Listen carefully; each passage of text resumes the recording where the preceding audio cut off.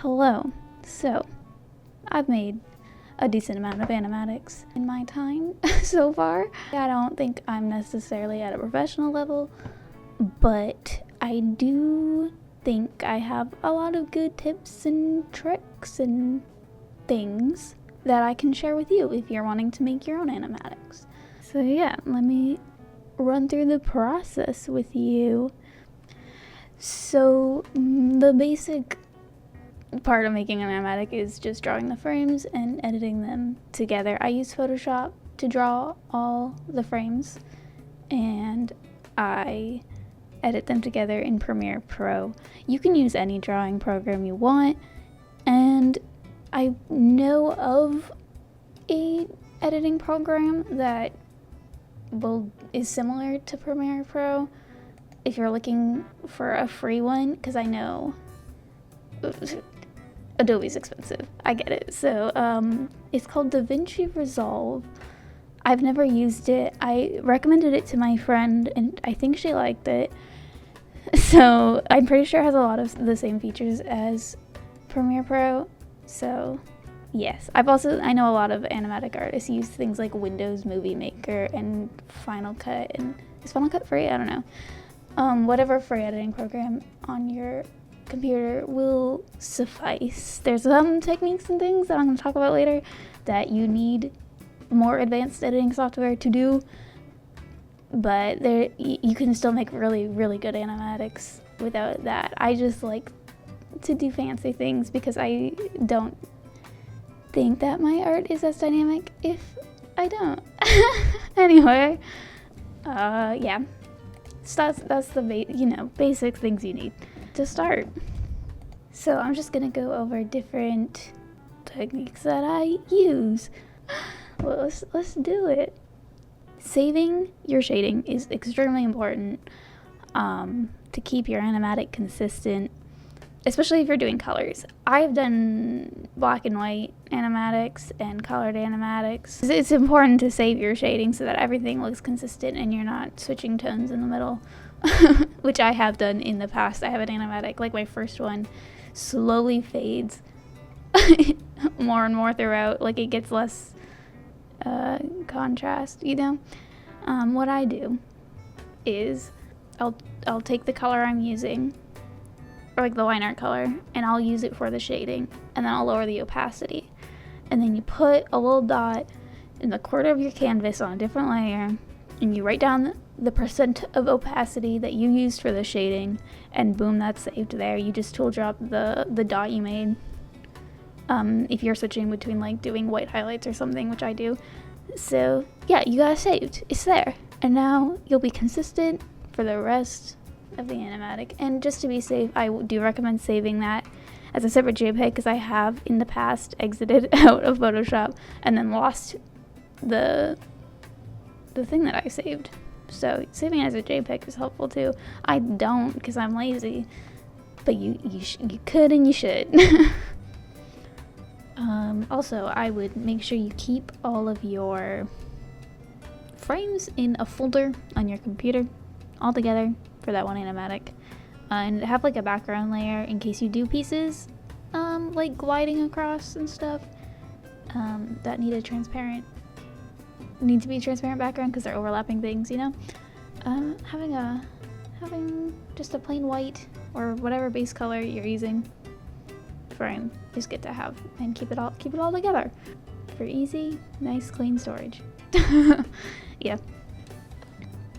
Okay, gliding across the screen is another tool that I use to add more movement without animating, Basically, I just take a drawing. Say you want someone to walk across the screen. Draw one picture, erase your background, and then save that.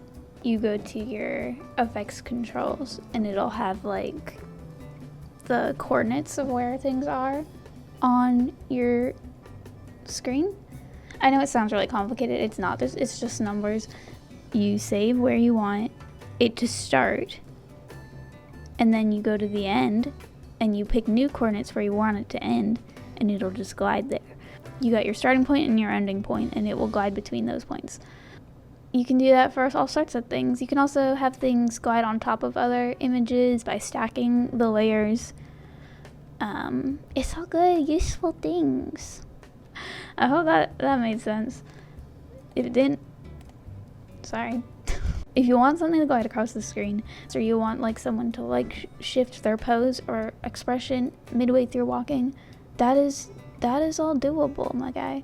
You just gotta basically take your first glidey boy, and you have him glide to the end spot you want, and then you take your second glidey boy and you put him on top, and you copy paste those attributes, like those effects, onto him, and he will also glide, and then you just cut him in half so that he switches in the middle. It's pretty easy, and it makes things look a little bit more dynamic if you're looking for that.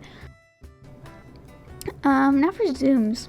Zooms are so easy. You know, sometimes you just gotta like add movement without spending time drawing more. And a great way to do that is just having the frame zoom. You just draw a picture, right? And then you go to your effects, and you go to your scale, and you put your starting point and your ending point, and it'll zoom in or out. Just like the glide thing, it's basically the same tool, but you know, and you can do like a combo. You can have someone glide forward, glide backward, you know, and it really adds a lot when there's not a lot happening. You know what I'm saying? Yeah. Also, adding motion lines can help make it like a movement look more believable, but do not overdo motion lines. I will say I used to overdo motion lines, and it looked messy. It doesn't look good if you just draw a whole lot of lines. So only when necessary, like if you want someone to be turning their head really quickly, that's a good way, because you like your audience will know, oh, hey, that person was standing there a second ago, or that person was facing that way a second ago, and then you draw them facing another way, and then draw little motion lines. People are like, oh, they turned, you know? This is a good way to add motion, once again, without having to fully animate. Another thing that I find very useful is blurring things. If you want a character in a frame but they are unimportant, blurring them is good. And it also just adds visual interest, in my opinion. So yeah, you can add the blur on your drawing program, or you can add it in your editing program. I usually do it in my editing program, especially because sometimes I think it's fun to have things fade into blur or fade into focus, which once again, it's the same thing as the zooming, as the gliding across. You put your start blur and your end blur, and it'll fade into that. The editing program does it for you. It once again adds dynamic scenes without doing much with the drawing process. So expression shift is what I call this. I don't know how to explain it. It's like when an expression does a little like bouncy shift into another expression. I've seen quite a few animatic artists do this sort of thing. I remember wanting to do it and then looking up how, and I could not find it, so I had to figure it out for myself. So here's me telling you so that you don't have to figure it out for yourself. Maybe it's obvious on how to do it for some people, but I need guidance, and so I'm sure there are other people out there who do as well. So expression shift, basically you draw your first expression, and then you draw your second expression, but maybe more extreme, you know? And you draw that out. And then you take your second expression and you liquefy it so that like maybe the eyes are a little more squinty and the mouth is smaller or wider. Basically make it look closer to the first one. And you edit it so that it goes from that first expression to the second expression to the in-between expression and back. I don't know if I explained that correctly. I am showing you visuals, so hopefully you get it. But basically you take the liquefied version and you have it for a split second on top of your second expression, so it does a little bounce. I'm really bad at explaining things, but yeah, that's how I do that. I hope if you need more like explanation, let me know.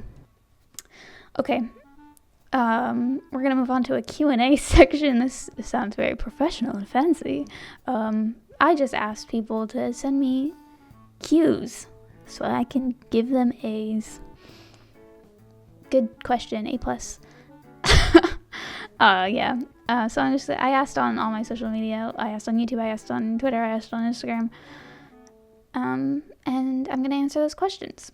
I'm not answering all of them, by the way. Just the ones that I didn't already give answers for in my tips that I gave earlier. Okay. Question.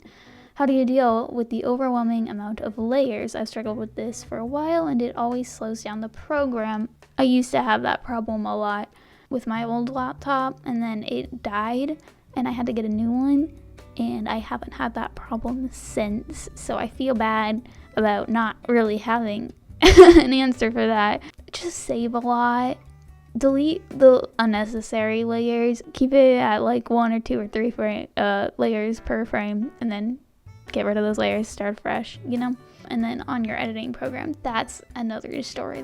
I used to get so frustrated. I have autosave, so that was good for me. But yeah, take breaks in between. I honestly don't know. Try to clear out space on your computer. Yeah, sorry you're having that issue. How do you remain so consistent with your art style? Practice a lot, but honestly, with animatics especially, you don't need a consistent art style. No matter what you draw, it's gonna look like you drew it. So just draw. Just draw whatever feels natural. If it starts to switch halfway through, that's fine. That happens to me all the time. But no one's gonna notice. I promise you. You're fine. You're fine.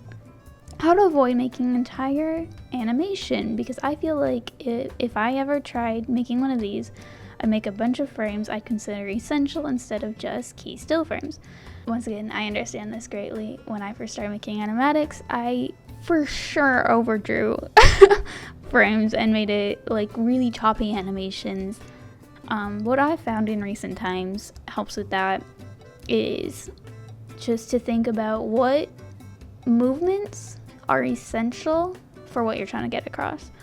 Yeah, just like know your starting and ending point and what in-betweens are necessary to make that jump look natural.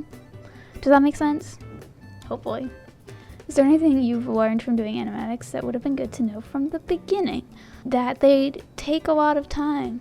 It's time-consuming stuff.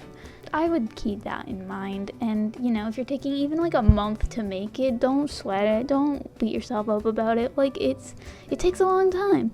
Do you sketch out, storyboard how you're gonna have the animatic laid out first, or do you just sort of wing it? I wing it.